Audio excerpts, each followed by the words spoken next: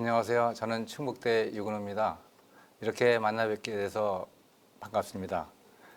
오늘 여러분들한테 강의할 주제는 데이터 마이닝, 바이오, 그리고 메디칼, 컴퓨터의 융합입니다. 데이터 마이닝은 데이터에서 유용한 정보, 우리가 필요한 정보를 추출해서 그것을 갖다가 사용할 수 있는 것입니다. 따라서 추출한 정보는 현상을 설명하고 아니면 새로운 현상을 밝히고 예측하는 것입니다. 따라서 이것을 위해서 우리는 다양한 지식이 필요합니다. 예를 들어서 생물이라든가 의학, 수학, 컴퓨터, 과학 모든 것이 다 필요합니다. 그리고 제가 만든 이 자료는 연구재단에서 특강한 자료들, 제가 광주와 인천 같은 데서 강의했는 자료가 있습니다. 이러한 자료와 그리고 동영상은 유튜브, 그리고 충북대학교 소프트웨어학과의 데이터베이스 연구실에서 있는 자료들을 참조했음을 밝힙니다. 자, 그러면은 시작하도록 하겠습니다. 먼저 여러분들이 이해를 쉽게 하기 위해서 동영상을 한번 보도록 하겠습니다. 이 동영상은 왜 데이터 마이닝을 하는지, 왜 딥러닝을 해야 하는지 그거에 대한 예를 보여주고 있습니다. 우선 모든 현상들이 나타나는 것이 다 데이터로서 바뀔 수 있습니다. 이런 데이터를 수집하고 분석하고 그리고 또한 그것을 갖다가 실제로 왜 그런지 그것을 정보를 제공할 수 있는 그런 것들입니다. 그러한 기술 중에 하나가 데이터 마이닝, 딥러닝 이런 것들입니다. 여기에서 있는 것처럼 우리가 운동하고 그리고 잘 먹고 건강하면은 실제로 병에 걸리지 않습니다. 따라서 이러한 것들을 어떻게 활용하는지, 특히 이것을 하기 위해서 데이터베이스가 꼭 필요합니다. 이러한 사항을 보여주고 있습니다. 실제 실세계에는 상당히 많은 데이터들이 생성되고 있죠. 이걸 갖다가 지금은 빅데이터라고 얘기합니다. 자, 그러면 여러분들이 다음 슬라이드를 보면은 키워드가 나와 있습니다. 이 키워드를 보면은 오늘 어떻게 강연을 할 수 있는지, 무엇을 하는지를 잘 볼 수 있을 겁니다. 데이터 마이닝과 딥러닝, 그리고 바이오 인포메틱스인데 여기서 우리는 컴퓨터 과학과 생물학 그리고 바이오메디칼, 또한 우리가 새로운 용어인 후성 유전체 에피제네틱스라 그러는데 이것이 필요합니다. 또한 여기에 각각의 학문 간에 연결된 것을 갖다가 우리는 학제간 연구라고 합니다. 이러한 모든 것들이 다 필요한 것이 바로 데이터 마이닝 기술이 대해서 필요한 것들입니다. 예를 들어서 여기에 그림이 하나 나오는데 여기 보면은 실제로 홍학, 플라밍고죠. 홍학이 몸이 따뜻하고 그리고 사람처럼 태어나지 않고 하는데 이것은 무엇인가? 과연 이것이 포유류인가 아닌가 하는 걸 갖다가 판단할 때 이런 데이터가 필요한데 우선 여기 보면은 몸이 따뜻하다 하면은 웜으로 갑니다. 그러면 태어난다? 아니다. 그러면 이것은 포유류가 아니다 하고 난 마말이라고 이렇게 하는 그걸 판단을 하는 겁니다. 이것이 데이터 마이닝의 하나의 방법 중에 하나입니다. 자, 그러면 이런 것들을 설명하기 위해서 우선 기본적으로는 생물이라든가 의학 지식을 먼저 간단하게 설명을 하도록 하겠습니다. 그리고 컴퓨터의 기술 중에서 데이터 마이닝을 쉽게 설명할 수 있도록 하겠습니다. 그리고 저희가 어떠한 연구를 했는지 하는 것을 잠깐 소개하고 결론을 맺도록 하겠습니다. 여기 보면은 아기의 탄생이 있습니다. 즉, 우리는 부모로부터 유전자를 갖고 태어난다는 것을 우리가 다 알고 있습니다. 그러면 아기가 태어나기 전에 부모로부터 DNA 유전자를 갖고 태어나죠. 그러면 다음을 한번 보도록 하겠습니다. 여기에 보면은 에드워드라고 하는 우즈베키스탄의 천재 지휘자가 있습니다. 이 음악은 요한 스트라스의 박진데 한번 잠깐 들어보도록 하겠습니다.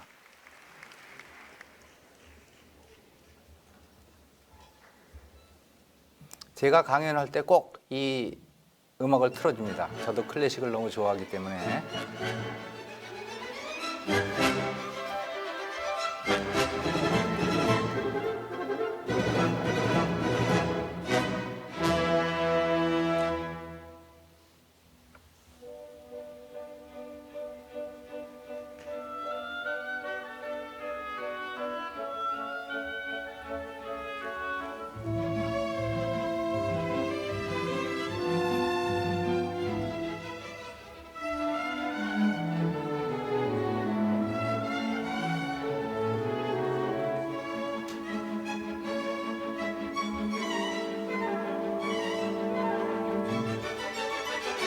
자, 음악이 어떠신가요?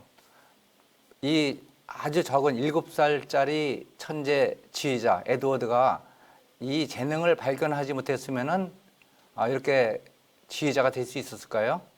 바로 우리 어른들의 책임이 어린애들의 재능, 즉 무엇을 잘할 수 있는지를 찾아내는 겁니다. 따라서 다음에 한 슬라이드를 한번 보도록 하겠습니다. 저는 충북대학에 근무하기 때문에 청주에서 천안에 있는 독립기념관을 한번 이렇게 가는 걸로 보겠습니다.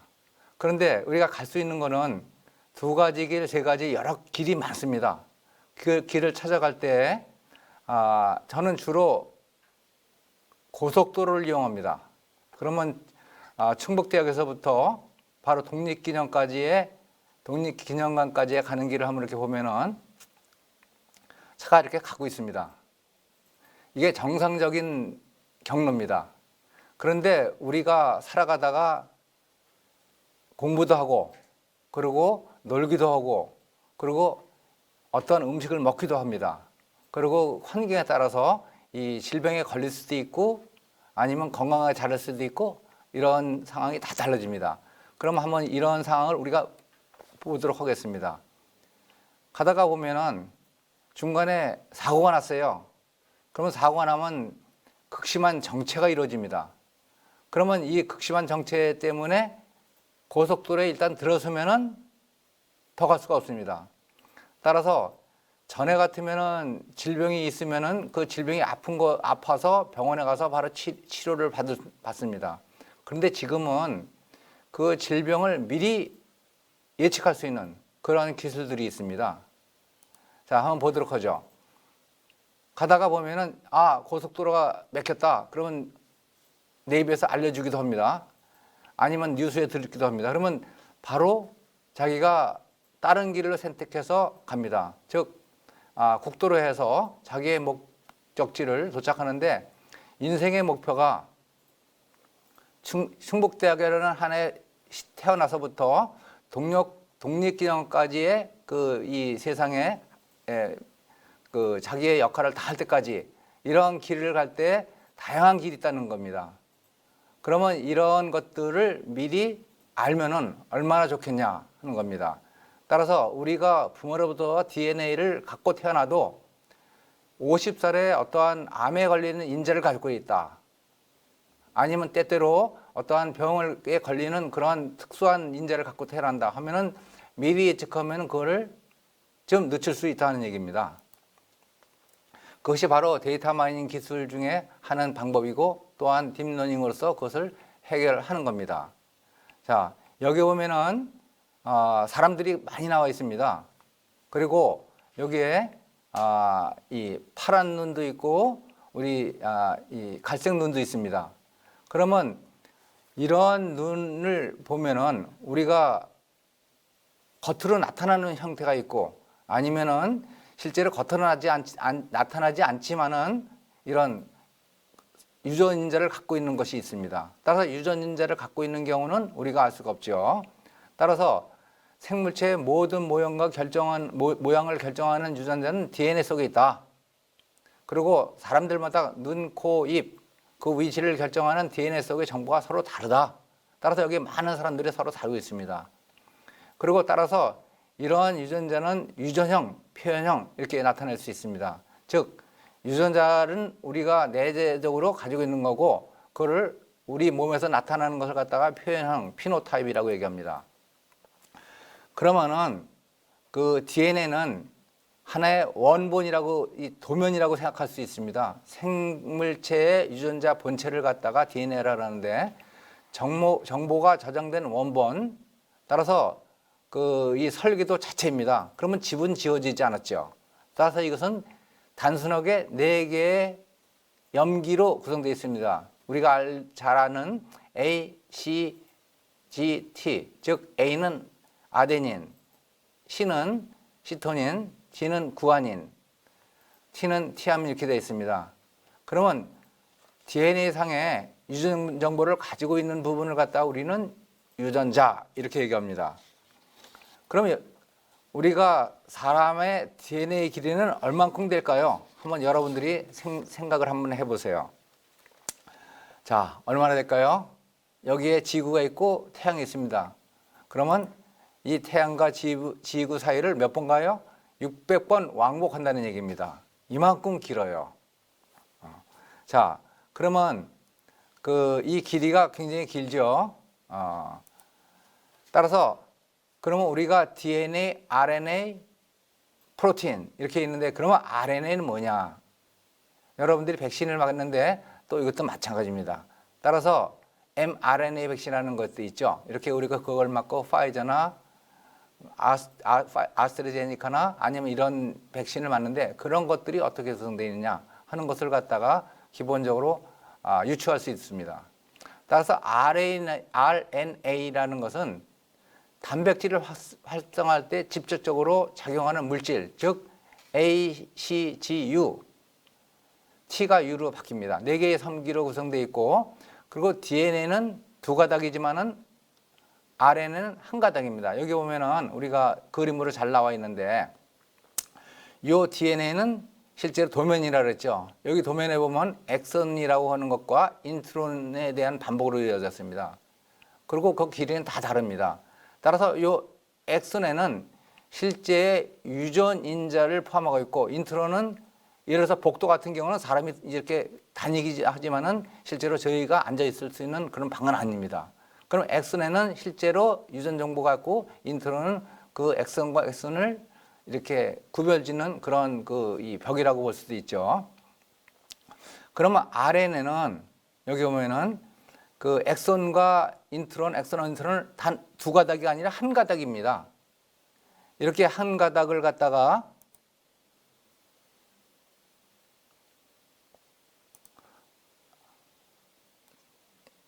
화살표가 이게 보면 요걸 갖다가 한 가닥 중에서 우리가 요 필요한 정보만 가지고 있는 걸 갖다 mRNA입니다. 바로 이 도면을 갖다가 바로 가지고 백신을 만드는 거겠죠. 다시 한번 말씀드리면 엑선은 유전자 가운데 최종 단백질 산물을 만들어내는 부분이다. 그리고 인트론은 유전자 내에 있는 염기 배열 중 mRNA에 포함되지 않는 배열이다. 이렇게 알 수가 있겠습니다. 그러면 단백질은 뭐냐? 단백질은 여기 그림에 나와 있는 것처럼 실제로 이렇게 고기와 이런 것들이 있죠. 이런 것들입니다. 즉 모든 생물의 몸을 구성하는 고분자 유기물 수많은 아미노산들의 연결체를 우리는 단백질이라 한다. 따라서 근육이라든가 여기에 있는 것처럼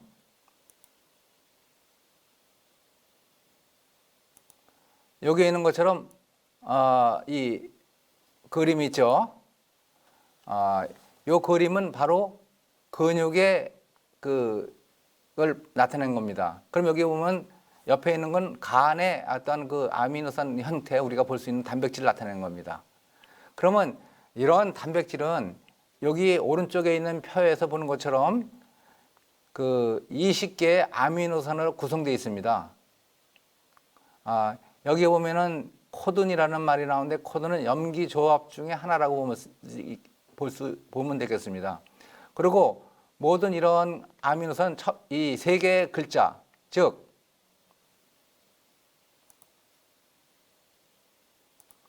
여기 first letter라고 되어 있고 second letter라고 되어 있고 서드 레터라고 되어 있습니다. 이거 세 개의 조합입니다.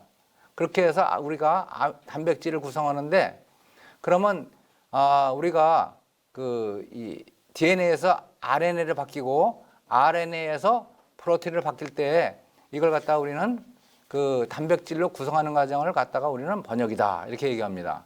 그러면 잠깐 우리가 앞으로 할 걸 잠깐 보도록 하겠습니다. 즉 우리가 DNA에서 그 복제를 해서 이렇게 하는 걸 갖다가 자기 자신을 이렇게 반복되죠. 그걸 갖다가 mRNA를 바뀌는 걸 갖다 전사한다랍니다.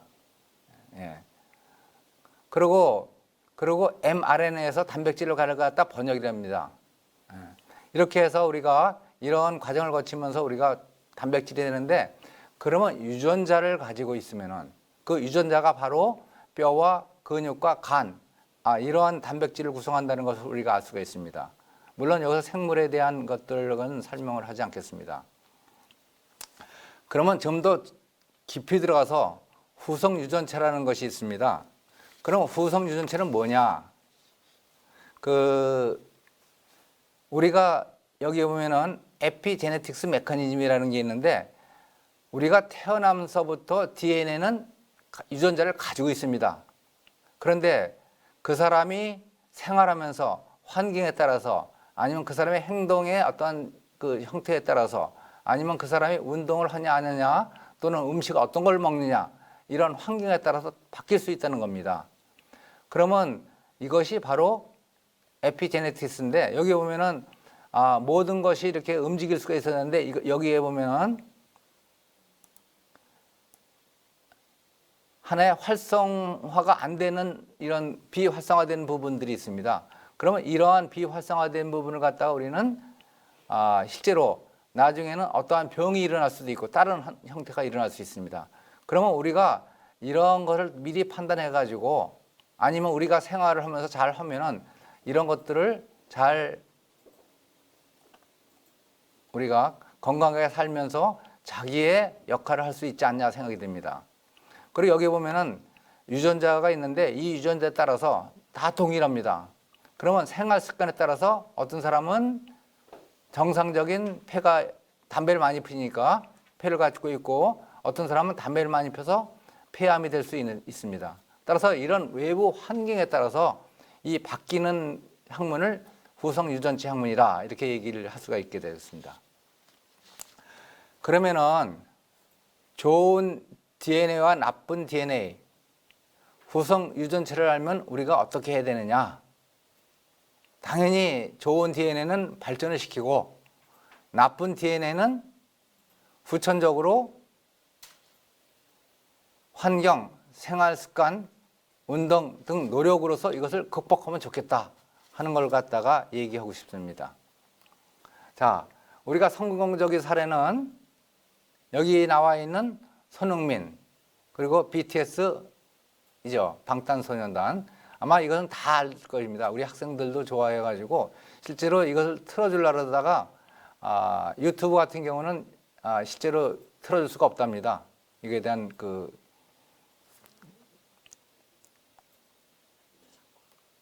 저작권 때문에. 따라서 우리가 그러면 새로운 기술은 기술 간의 융합이 됨으로써 새로운 기술을 나타낼 수 있다. 따라서 의료라든가 생물, 컴퓨터, 그리고 통계 이런 것들, 즉 우리가 중고등학교에서 배우는, 아니면 초등학교에서 배우는 모든 과목들이 다 중요합니다. 그것이 바로 아주 기초가 돼가지고 그 학생이, 아니면은 그 사람이 이 다음에 무엇을 연구하고 어떤 사람이 될 수 있느냐, 또한 어떤 일을 할 수 있느냐 하는 겁니다. 따라서 수학, 화학 등등 모든 것이 다 중요하기 때문에 기본적인 것은 다 하는 것이 필요하다 하는 걸 갖다 얘기하고 싶고요. 그러면 이제 본론으로 들어가서 컴퓨터 기술 중에서 데이터 마이닝은 뭐냐? 처음에 얘기했듯이 데이터 마이닝은 데이터에 숨겨져 있는 유용한 정보를 발견하는 것이다. 그리고 이 발견된 정보를 가지고 유용한 정보를 이용해서 그거를 어떻게 해석하고, 그리고 자기가 어떻게 예측할 것이냐 하는 것을 갖다가 보여주고 있습니다. 따라서 여기 보면은 그러니까 그 이 광선에서 이렇게 다이아몬드를 캐는, 아니면 구리광에서 구리를 캐는, 아니면 철광석에서 철을 캐는 이런 것들을 보여주고 있습니다. 이건 비주얼하게. 실제로 이 데이터는 눈으로 볼 수가 없습니다. 실제로 컴퓨터 안에 다 들어가 있는 코드화되어 있기 때문에 그것을 볼 수가 없습니다. 그것을 캐내는 기술이 바로 데이터 마이닝이다. 이렇게 되겠습니다. 마이닝이라고 그러죠. 따라서 이 데이터 마이닝 기술은 크게 세 가지로 분류할 수 있습니다. 분류 분석, 연관 분석, 그리고 군진 분석입니다. 따라서 이 세 가지에 대해서 간단하게 설명을 하도록 하겠습니다. 그걸 이해를 돕기 위해서 여기 보면 퀴즈가 있어요. 이 퀴즈에 보면은 여기에 한번 잠깐 이걸 보도록 하죠. 여기에 들어갈 수 있는 것이 뭐냐?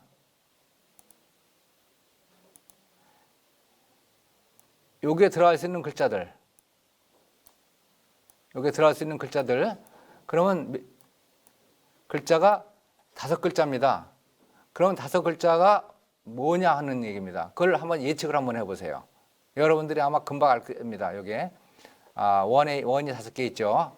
따라서 영문자가 N, F, I, G, T, G, O, M, K.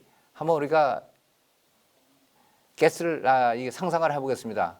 여기 보면은 우리가 알고 있다면은 우리가 이미 알고 있어요. 그러면 이거 빙고구나. 빙고구나 해서 이 알고 있는 지식을 가지고 바로 그 문제를 해결할 수 있습니다. 그러면 데이터 마이닝도 바로 우리가 알고 있는 지식을 가지고 알고 있는 데이터로서 데이터가 너무 많기 때문에 그 많은 데이터 중에서 우리가 원하는 걸 찾는, 유용한 정보를 찾는 겁니다. 자, 그런데 우리가 다 알고 있는 거를 찾는데 알고 있는 걸 찾는 건 쉽죠.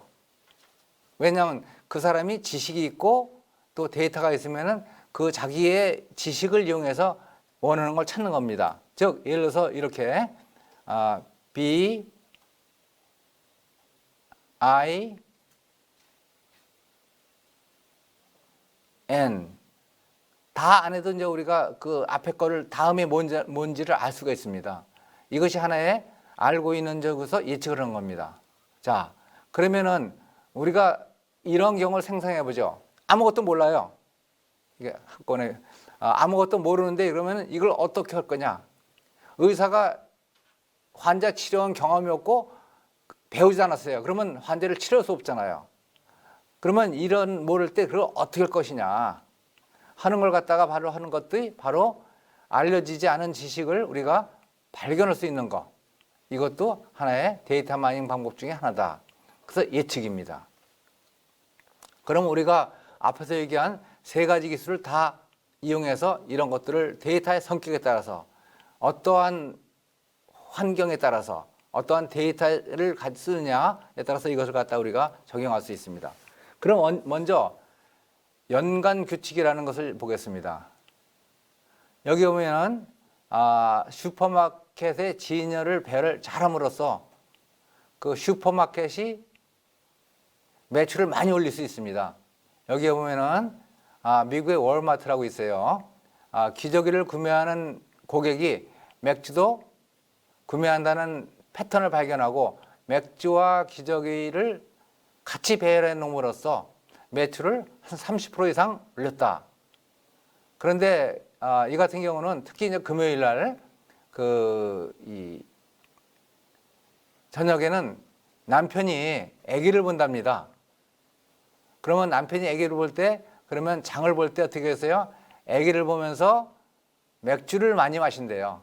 그 사실을 발견하고부터 이 맥주와 기저귀를 같이 놓는다 해서 그 상당한 매출을 올렸다고 합니다. 그리고 이마트 같은 경우는 우유 고객 가운데 시리얼과 함께 같이 구입한다. 이거는 그 아주 쉬운 적이죠. 그런데 실제로 전에 같은 경우는 그냥 이렇게 두 개 같이 놓지 않고 따로따로 놨습니다. 근데 지금은 같이 이렇게 이런 정보를 이용해서 그리고 데이터 마이닝 기술을 이용해 가지고 이런 진열을 함께 잘 팔리는 걸 같이 놓는 겁니다. 다음엔 군집 분석의 예입니다. 여기 보면 두 가지의 예가 나와요. 하나는 서울시 지도입니다. 근데 서울에 의외로 결핵 환자가 많다고 합니다. 그러면 그런 결핵 환자가 얼마큼 분포되어 있느냐 하는 공간을 갖다가 클러스터링이죠. 그걸 갖다가 분석을 한 겁니다. 따라서 이렇게 빨갛고 까만데 상당히 많죠. 이렇게 많이 결핵 환자가 있고 또 어디는 상당히 없다 하는 것. 그리고 유전자 분석입니다. 따라서 마이크로 어레이로 가지고 유전 데이터에서 비슷한 기능을 하는 유전자군을 탐색합니다. 즉, 이 사람이 어떠한 병에 취약한지 아니면 어떠한 것들이 그런 인재를 가지고 있는지 하는 걸 갖다가 유전자 분석으로서 그걸 갖다가 판단해냅니다. 자, 여기 보면은 사기와 불량 수표를 갖다가 적발하는 것도 하나의 이해가 됩니다. 은행에서 발견된 패턴을 이용해 가지고 신용카드 거래 사기 및 불량 수표를 적발한다. 아니면 통신회사에서 전화카드 거래를 사기를 방지한다. 그리고 보험회사에서 허위라든가 과다 청구를 예방할 수가 있죠. 따라서 이런 것들이 다 데이터와 그리고 데이터 마이닝, 딥러닝 기술을 발전함으로써 모든 것이 다 이루어질 수 있습니다. 특히 어떠한 잘못 이용을 하면은 어떠한 은행에서 아주 진짜 이 VVIP 고객이죠. 그 고객이 있는데 잘못해서 잠깐 그 이자를 못 냈어요. 그러면 그걸 불량으로 하면은 그 고객을 잃어버릴 수 있습니다. 그러면 그런 것까지도 분류해내서 이것은 우량 고객이니까 이번 같은 경우는 다시 한다. 이렇게 해서 사람이 판단하면서 그 데이터를 가지고 할 수가 있습니다. 다음엔 좀 더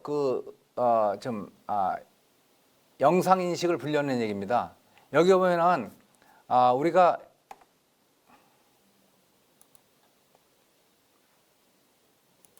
여기 보면은 요 배가 있습니다. 그러면 이 배를 분류해내는 것이 이게 배일 가능성이 크다 하고 분류해내죠. 그러면 여기 모터사이클이 있어요. 스쿠터. 그럼 스쿠터 있을 가능성이 크다. 그 레오파드 같은 경우는 가능성이 크다 해갖고 이렇게 분류해낼 수 있습니다. 그리고 사람이 가면은 이게 분류가 안 될 수도 있고 할 수 있습니다. 그럼 여기 보면은 특히 여기 같은 경우는 이 사람이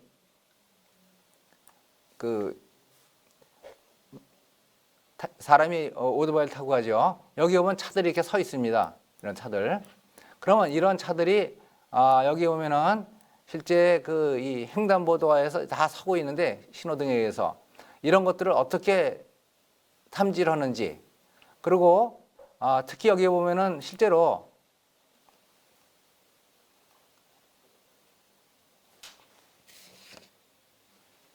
여기 보면 움직이는 물체입니다. 이런 움직이는 물체를 가지고 사람인지 차인지 아니면 다른 것인지 아니면 광고판인지를 갖다가 했습니다. 그럼 여기서 보는 것처럼 실제로 사람의 능력은 어느 수준까지 동일합니다. 이렇게 더 발전이 없어요. 그런데 데이터라든가 어떠한 이 기술이 이제 인식 기술이 발달됨으로써 사람의 능력을 능가한다 하는 걸 갖다 보여주고 있습니다. 그러면 구체적으로 이런 데이터 마이닝의 예를 봤는데 이런 데이터 마이닝의 세 가지 방법이 어떠한 원리를 가지고 하느냐. 우선 분류 분석을 먼저 보겠습니다. 그럼 분류 분석을 보기 전에 우선 여기 보면은 데이터가 있고 데이터도 보면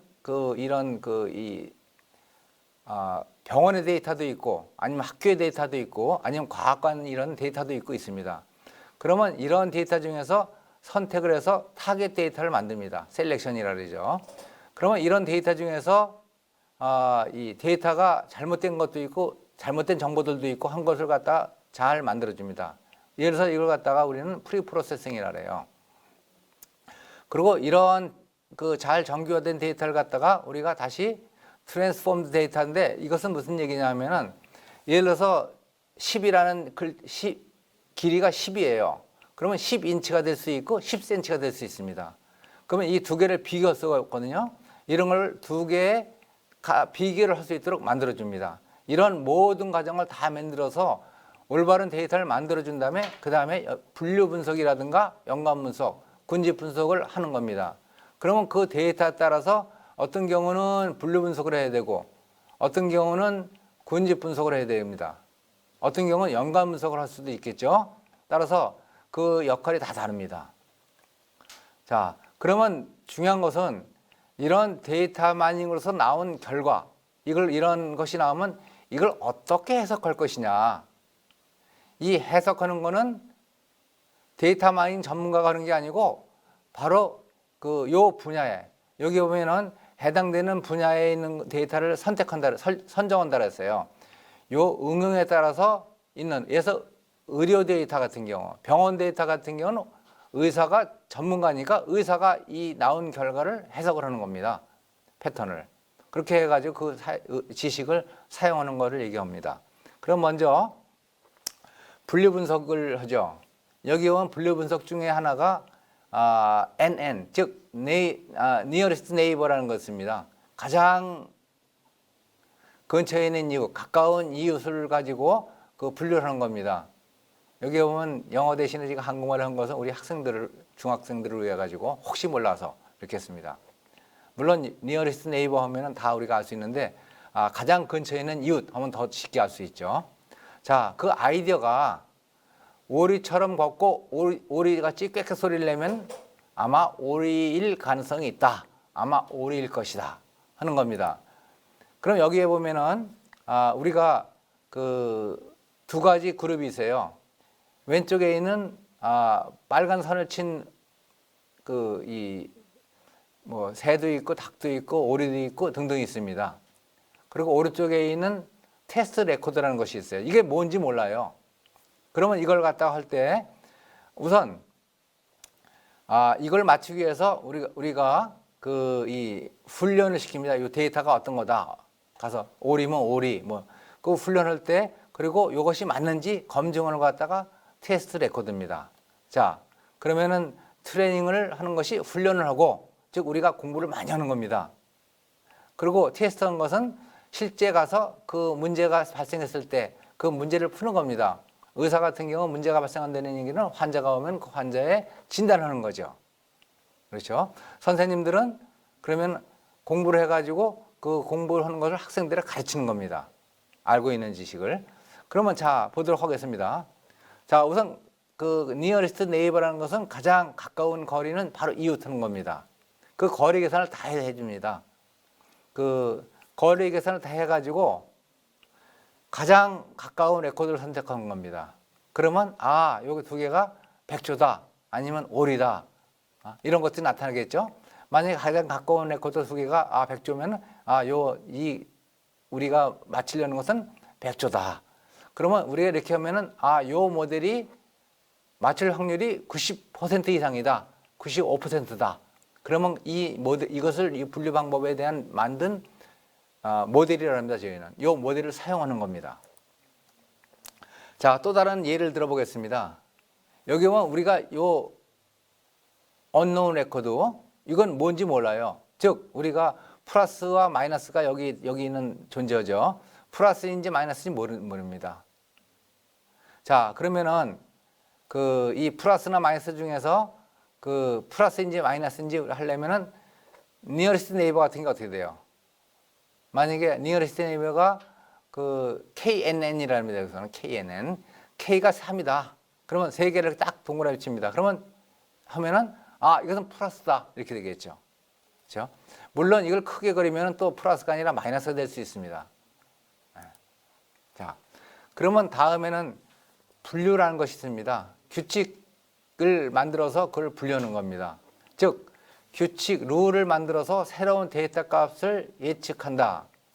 따라서 여기 보면은 규칙이 R1, R2, R3, R4, R5가 있습니다. 여기 보면은 R1부터 R5인데 그러면은 여기서 보면은 어떤 경우는 세고 어떤 경우는 곡입니다. 자, 그러면 여기 보면 세를 보죠. 다음에는 자, 그러면 여기 보면은 매인지 아니면은 그 이 포유류인지 한번 이렇게 보겠습니다. 그럼 여기 보면 요 같은 경우는 헉 같은 경우는 매는 피가 뜨뜻하고 규칙이 태어난 규칙이 아로안이다. 그러면 아로안은 새입니다. 이렇게. 그러면 날릴 수 있으니까 아로안이다. 따라서 이거는 물에 안 사니까 이거는 새다. 해갖고 이렇게 이 매는 바로 새다 하는 것이 됩니다. 그럼 다음에 회색 검은 어떠냐? 회색 검은 규칙이 알뜰입니다.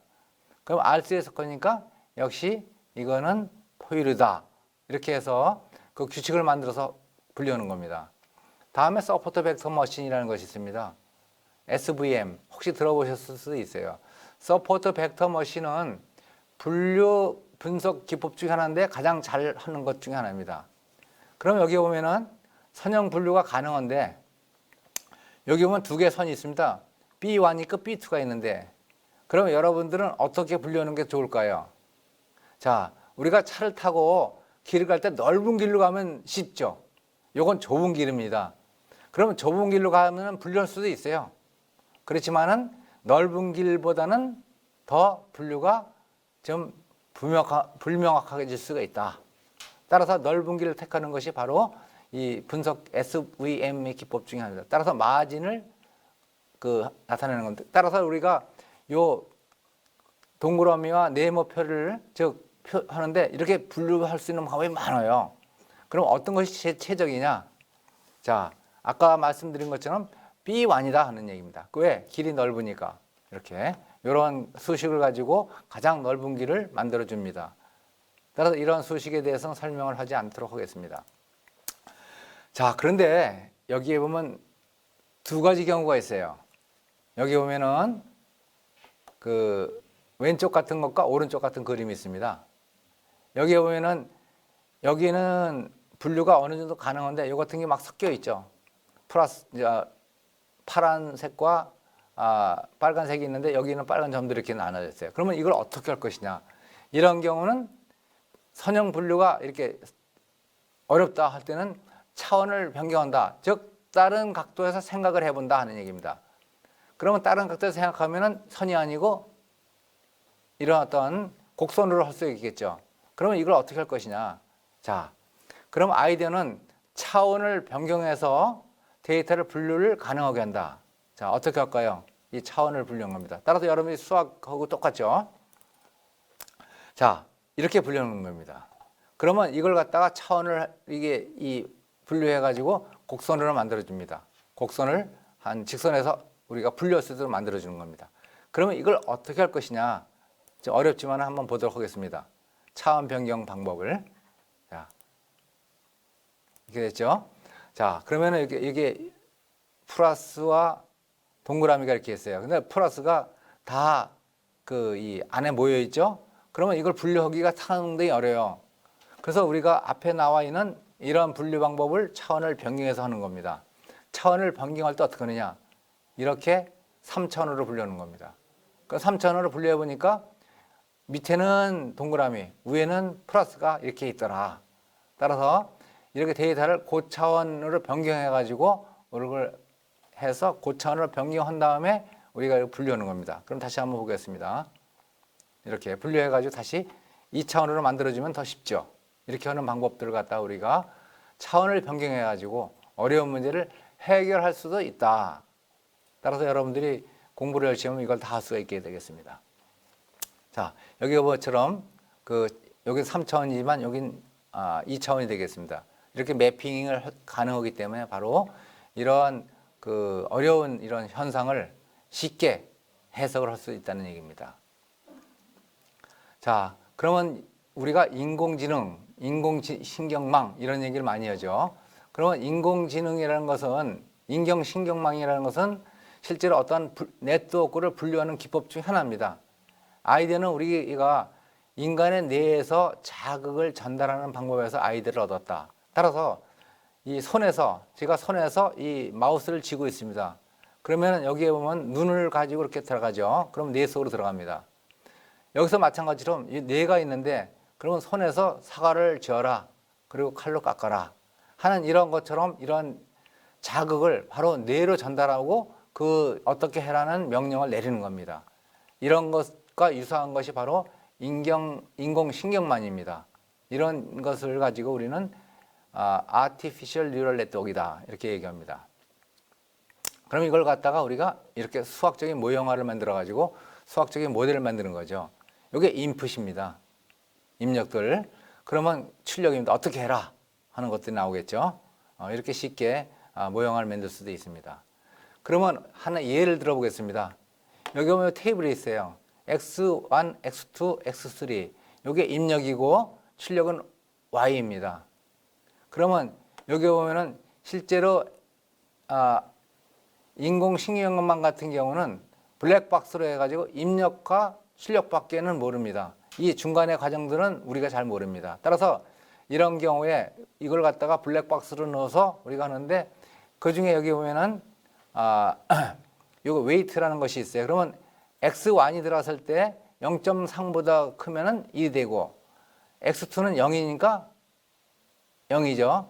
그리고 x3도 0이니까 0입니다. 그러면 실제로 요 서메이션 할 수 있는 스레시 홀드 이걸 우리가 주는 겁니다. 그럼 만약에 t 값이 0.4보다 작으면 0, 0.4보다 크면은 1 이렇게 하면 하나만 있으니까 0.4보다 작기 때문에 값은 0이 됩니다. 이렇게 해서 이런 걸 갖다가 잘 만들어 가지고 이렇게 이 뉴럴 네트워크로 만들어 준 겁니다. 자, 그러면 이걸 갖다가 가지고 우리가 기계 학습을 한다 그래요. 기계 학습. 그럼 모든 훈련 데이터의 입력을 가지고 우리가 원하는 출력이 나오도록 이걸 갖다가 만들어 주는 과정입니다. 따라서 입력과 우리가 블랙박스를 했죠. 이걸 갖다 은닉층이라 합니다. 그리고 우리가 원하는 출력이 있습니다. 그런데 여기 급경사 탐색법이라는 것이 있죠. 이건 뭐냐면은 우리가 산을 내려올 때 밑으로 내려가는 길이 있으면 계속 내려오면 우리가 이 밖에 이 산을 벗어날 수 있습니다. 그런데 내려오다가 다시 올라가면 이건 다시 딴 데로 따는 봉우리로 올라갈 수가 있겠죠. 그러면 이러한 원리를 이용하는 것이 급경사 탐색법입니다. 따라서 이런 것들을 가지고 기본적으로 아까 얘기한 이 신경망을 가지고 아주 이 딥을 깊게 여러 개의 망을 만드는 걸 갖다 우리는 딥러닝 알고리즘, 즉 고층 신경망이라고 얘기합니다. 따라서 신경망은 단순한 거, 다음에 두 번인 거, 그리고 고층인 거 이렇게 나타낼 수 있습니다. 자, 그러면 우리가 요즘 딥러닝 그런 것들 많이 하죠. 딥러닝을 우리가 크게 여러 가지로 불릴 수 있는데 우선 데이터가 그러니까 학습을 할 수 있는 거를 가지고 할 때 컨버전 뉴럴 네트워크, 즉 CNN이라고 합니다. 그러면 이걸 보면은 우리가 이렇게 한 경우에 이렇게 단순화시킬 수 있습니다. 따라서 텍스트나 이미지나 이런 걸 갖다 단순화시키는 것 갖다 CNN이라고 하고, 그리고 이 같은 경우는 여기에 나와 있는 출력이 다시 다음으로 올라가고 다음으로 합니다. 따라서 이런 것들을 하는 걸 갖다 우리는 RNN이라고 합니다. 특히 이것의 한 방법이 하나의 LSTM, 즉 Long Short Term Memory라는 것을 사용해서 하고 있습니다. 자세한 내용은 우리가 그러면 간단하게 요 Long Short Term Memory만 간단하게 설명하겠습니다. 그럼 여기 보면은 실제로 이렇게 Forget Gate라는 걸 갖다가 해서 여기 가면 여기에 정보를 간직할지 아니면 계속 보낼지 않은지를 결정하는 게이트를 우리가 Forget Gate라고 하고, 다음에 Input Gate는 실제로 이러한 데이터를 갖다가 합성해가지고 실제로 해가지고 여기에 만들어가지고 다음으로 넘기는 이런 것을 Input Gate라고 합니다. 다음에 Cell Gate는 셀의 상태를 계산해가지고 다음 셀로 넘어갑니다. 우리가 아까 얘기한 RNN 같은 경우는 같은 셀이 가지고 반복적으로 전에 있던 상황을 다음으로 옮기고 다음으로 넘겨줍니다. 그런 걸 갖다 우리는 이 셀 스테이트라 그래요. 다음에 아웃풋 게이트는 그러면 이러한 계산된 걸 갖다가 마지막으로 출력을 내는 걸 갖다가 우리는 이 아웃풋 게이트라 합니다. 따라서 아웃풋 게이트는 다음의 상태를 결정하기 위해서 사용을 합니다.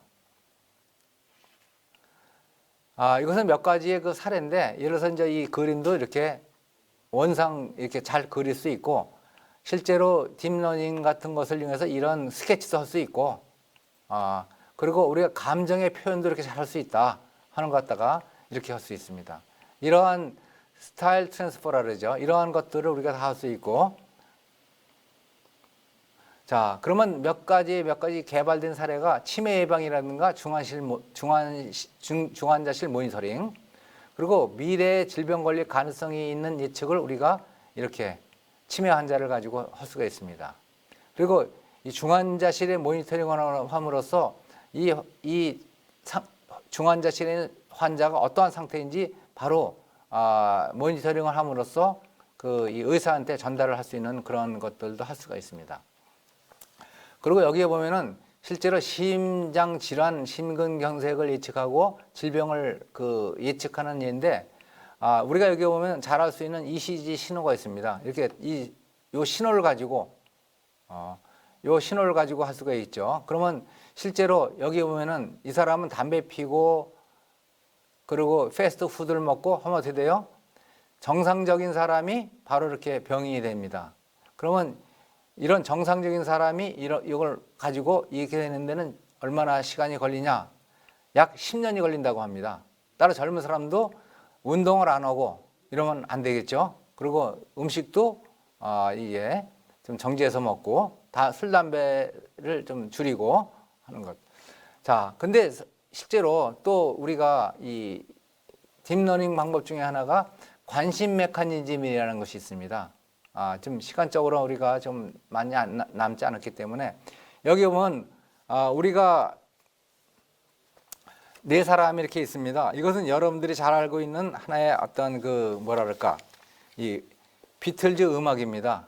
맨 앞에 걸어가고 있는 사람이 바로 이제 하얀 옷을 입은 사람이 비틀즈인데, 이 음악 이렇게 보면은 여기에 주변에 길도 있고 차도 있고 나무도 있습니다. 그러면 뭐가 제일 우리가 관심이 있느냐? 바로 사람들이 걸어가는 겁니다. 예를 들어서 비틀즈가 걸어가는지, 아니면은 링고스타가 걸어가는지, 아니면 폴 메카니가 걸어가든지, 이게 누군지에 대한 관심이 있는 겁니다. 누가?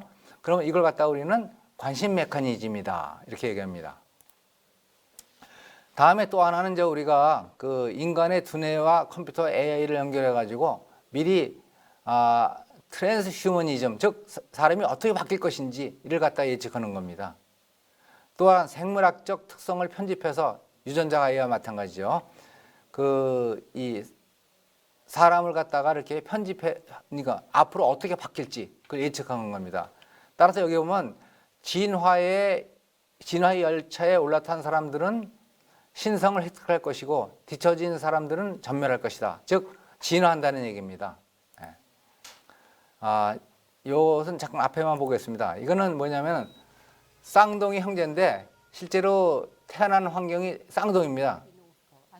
태어난 환경이 둘이에요. 똑같아요. 그런데 이 태어난 사람들이 나이가 들어가지고 바뀝니다. 예를 들어서 살아온 환경, 음식, 그리고 운동, 생활 습관 모든 것들에 의해서 바뀌거든요. 그런데 이것이 어떻게 바뀌었냐 한번 보도록 하죠.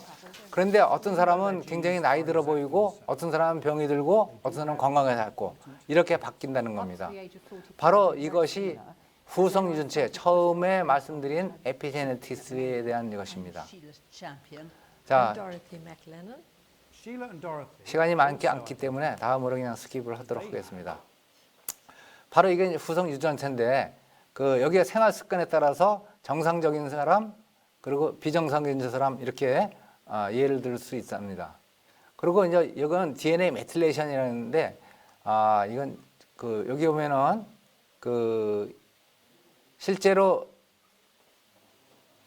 여기 보면은 운동을 하지 않고, 그리고 나쁜 환경에서 자라고, 그리고 건강하지 않게 하고, 그리고 음식도 이렇게 나쁜 음식을 먹고 하면은 실제로 이 메틸 그룹이 돼 있어 가지고 실제로 이제 이런 후성적으로 그런 이 질병에 걸릴 수 있다는 걸 보여줍니다. 그리고 우리나라에 암이 굉장히 많습니다. 그리고 암에 걸린 것이 제일 많기 때문에 이런 암을 가지고 우리가 그 과거에는 실제 병원에 증상이 나왔을 때 가가지고 그 치료를 아프니까 갔었는데 지금은 앞으로 이걸 예측을 하는 겁니다. 따라서 이런 것들을 우리가 연구를 했습니다. 따라서 암의 유전자라든가 이것을 가지고 연구를 했는데 그러면 암과 생활 환경과 생활 습관은 어떤 관계가 있느냐 하는 것 갖다 우리가 그 연구를 했습니다. 따라서 우리가 한 것은 이런 바이오인포메틱스와 데이터 마이닝 기술을 이용해 가지고 암과 관련된 유전자를 쉽게 찾을 수 있는 방법을 연구를 했습니다. 따라서 이것은 우리가 그 자세한 설명을 스킵하도록 하겠습니다. 따라서 우리가 한 것은 여기에 나와 있는 것처럼 실제로 이렇게 알고리즘을 만들어 가지고 그 알고리즘을 가지고 우리가 데이터를 정리해 가지고 했습니다. 물론 프로그래밍이 중요했죠. 해가지고 이런 것처럼 우리가 그런 그 암이 아니 질병이 걸릴 가능성을 갖다 우리가 이렇게 예측을 하는 겁니다. 그러면 이러한 시드를 가지고 이 정도의 밸리를 즉 가장 이게 밑에가 이게 이 질병에 걸릴 가능성이 많은 그런 인자들을 찾아내는 겁니다. 이렇게 해서 쉽게 찾을 수 있었다 하는 것 갖다가 말씀드립니다.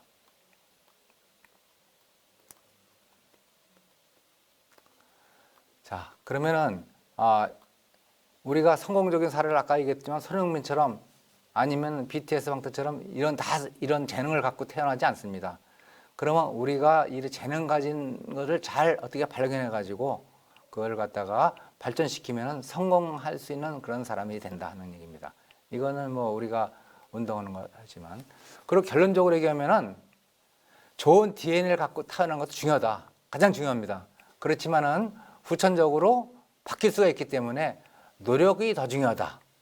그러나 노력보다도 자기가 좋아서 하는 거, 즉 학생들이 좋아서 하는 거, 자기가 수학이 좋으면 수학, 아니면 영어가 좋으면 영어. 이거 사람마다 다 그 특성이 다 다릅니다. 따라서 이런 좋아서 하는 것을 갖다가 발전시키면은 성공할 수 있다는 걸 갖다 보여줍니다. 자, 요건 미켈란젤로인데 바로 이제 이 바티칸에 있는 이 그림입니다.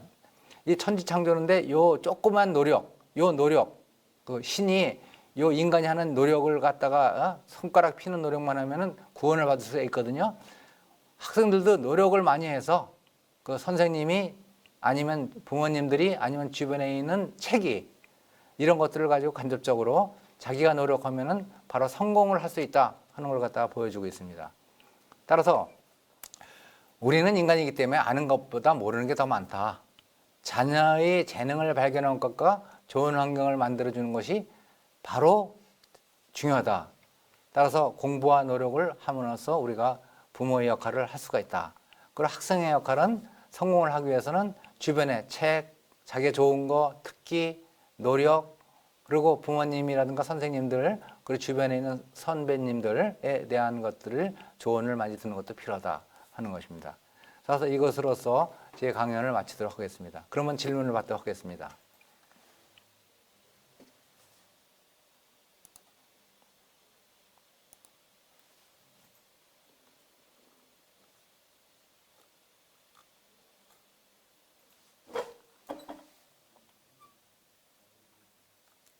자, 그러면 한번 먼저 하신 분부터 하도록 하겠습니다.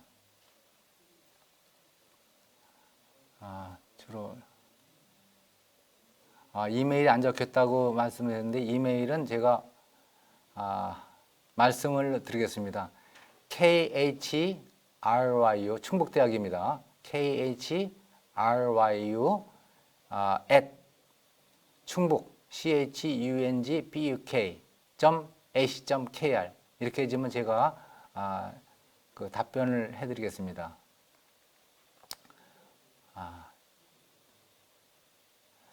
자, 지금 이메일 말씀하신 분이 각이라고 하시는 분이네요. 생각. 네.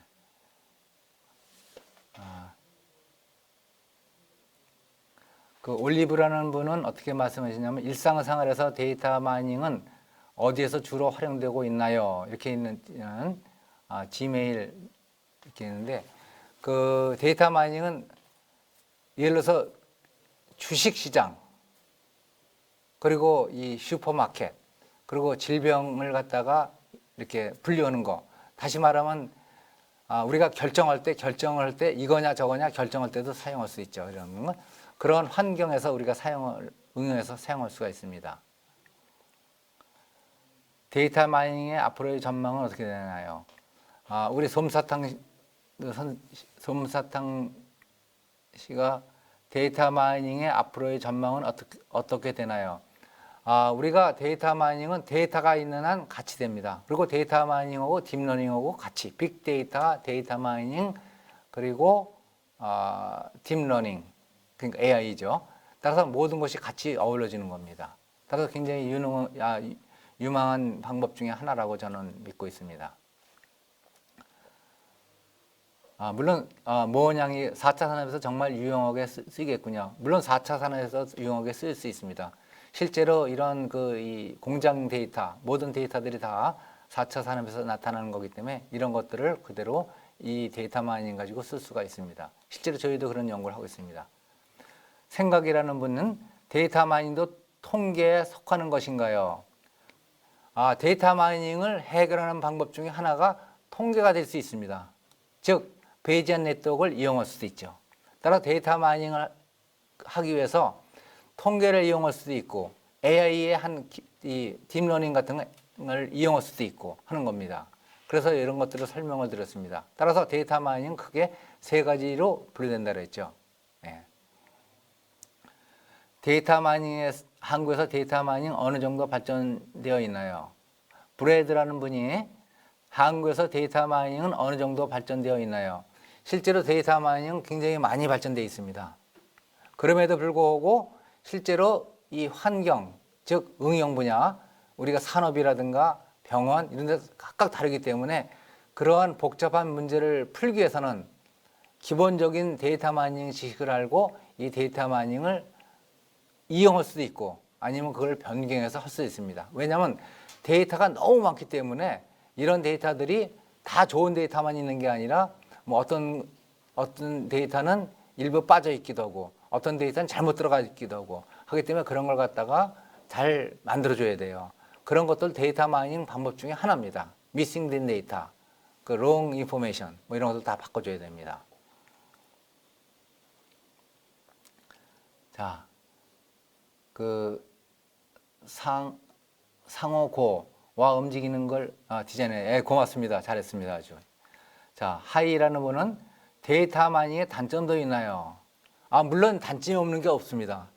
이걸 잘못 디자인하면은 잘못된 결과를 내오죠. 따라서 데이터 마이닝의 전문가가 하고 그리고 실제로 데이터 마이닝을 하기 위해서는 그 해당 분야. 저는 원래 소프트웨어 쪽이 전공입니다. 데이터베이스 전공인데 이걸 하기 위해서 생물학을 공부했어요. 그리고 의학 쪽, 헬스케어 쪽, 메디컬 쪽으로 해서 또 의사들한테 그걸 또 배웠습니다. 이런 걸 다 배워야 됩니다. 노력을 많이 해야겠죠. 그리고 데이터 마이닝을 잘못 설계하면 그것이 될 수 있다. 하지만 실제로 데이터 마이닝은 굉장히 좋은 기술 중에 하나입니다. 자, 신압으로 나옹님. 중국이었나요? CCTV 같은 걸로 사람들을 찍으니까 사람 정보 같은 것이 뜨던데 이게 데이터 마이닝인가요? 이건 데이터 마이닝이라기보다도 딥러닝의 그 영상 인식 기술을 이용해 가지고 한 겁니다. 그러니까 데이터를 많을 때 그걸 그렇게 할 수도 있다. 그런 기술을 이용할 수 있다 하는 걸 갖다가 얘기한 겁니다. 롤러코스터님, 마케팅에서도 데이터 마이닝이 사용될 수 있을까요? 물론입니다. 데이터 마이닝 기술을 가지고 사용할 수 있습니다. 왜냐하면 마케팅을 가지고 광고라든가 뭐 여러 가지를 다 할 수가 있습니다. 먹구름님, 빅데이터를 활용한 자율주행 및 무인 우주선 운행이 가능하지 않을까요? 물론입니다. 데이터가 많이 쌓여야지 모든 것이 다 가능합니다.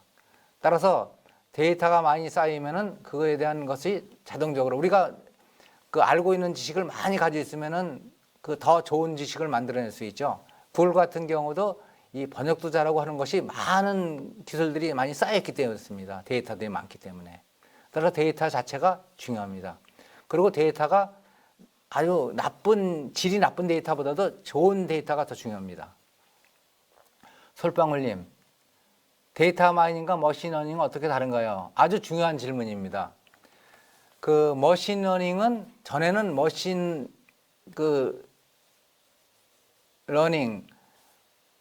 머신러닝은 AI 기술 중에 하나거든요. 그럼 데이터 마이닝은 실제로 AI의 응용이라고 할 수도 있고 또 데이터 마이닝에서 AI 기술을 이용한다고 할 수도 있습니다.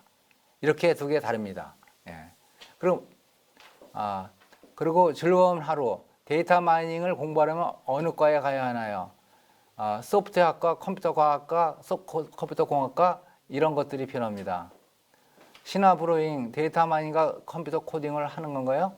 물론 코딩을 합니다. 예. 그리고 신화브로잉님 질문을 많이 하시는데 이메일로 보내주시면 좋을 것 같아요. 그리고 다미오니즈는 데이터 마이닝은 어느 부분에 적용이 가능한가? 모든 부분에서 가능합니다. 예. 빅데이터, 데이터 마이닝 차이가 뭐인가요? 데이터 마이닝에서 빅데이터를 활용을 합니다. 예. 이 질문들이 많이 주셨는데요. 이 질문을 다 제가 너무 시간 조절을 잘못하는 바람에 질문을 다 못해서 죄송합니다.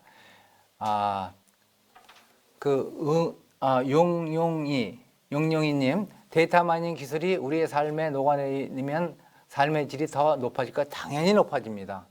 바로 우리가 삶의 질을 높아지는 겁니다. 따라서 계속 질문을 주시는데 이 정도로만 끝을 내도록 하겠습니다. 나머지는 저한테 아까 얘기한 충북대 kryu@충북.ac.kr로 메일 주시면 제가 성실하게 답변을 드리도록 하겠습니다. 예, 경청해 주셔서 감사합니다.